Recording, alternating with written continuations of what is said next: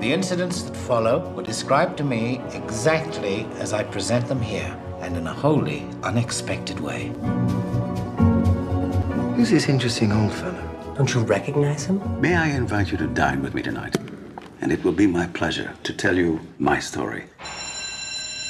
Welcome back to Kermode Uncut. If you're a regular here at the site, you'll know that I go on and on about the dying art of projection, how projectionists have been sidelined in the modern multiplex world. Nowadays, an awful lot of films are shown automatically without a projectionist getting the chance to work their magic to make sure the picture is right. Well, doing the rounds on the internet, just at the moment, is a letter which was sent out to projectionists with the Grand Budapest Hotel, the new film by Wes Anderson, which I like very much. I mean, I'm kind of ambivalent about Wes Anderson, but I like Grand Budapest Hotel. One of the things I like about it a lot is it tells a story over a series of different time frames, and as the time changes, so the shape of the screen changes, the screen ratio changes, and this is kind of always problematic for projectionists. You know, how do you know what the screen is meant to look like? What's the right shape? Well, let me read you a couple of excerpts from this letter because it's lovely and it tells us once again just how important the projectionist's art is. It starts off by saying, "Dear projectionist, renowned filmmaker Wes Anderson has spent the last few years bringing the Grand Budapest Hotel to the screen. We think you'll agree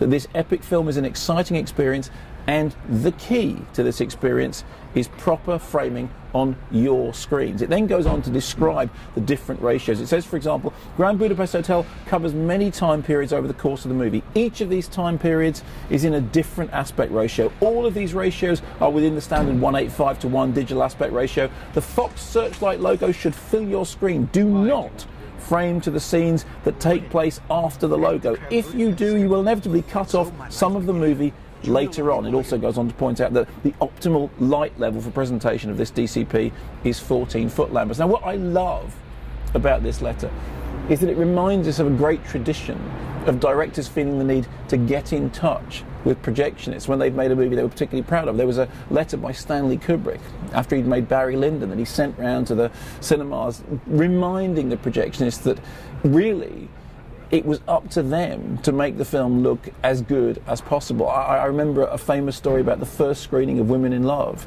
the Prince Charles Theatre in the West End. And the projectionist, in preparation for showing the film, actually went back to the novel and read the D.H. Lawrence so that he could better understand how the film should be projected. And then, of course, recently there was a famous letter from Michael Bay about Transformers, telling all the projectionists that they needed to turn the light up because he'd spent a lot of time and money making it look that bright.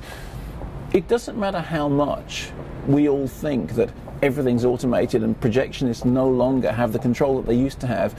As long as you live in a world in which the makers of the Grand Budapest Hotel are willing to go to the trouble to send out this kind of letter, whether you think it's funny or quirky or maybe a little bit prissy, this is the kind of thing that reminds us what projectionists are there for. See, every filmmaker worth their salt understands that in the end, only projectionists have final cut.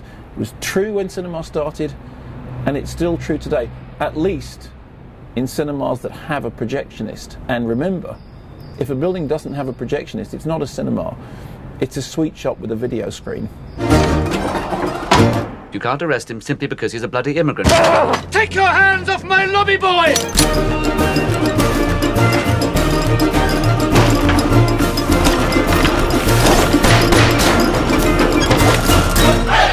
Have you ever been questioned by the authorities? Yes, on one occasion. What? I was arrested and tortured by the rebel militia after the desert uprising. Right. Well, you know the drill then. Zip it.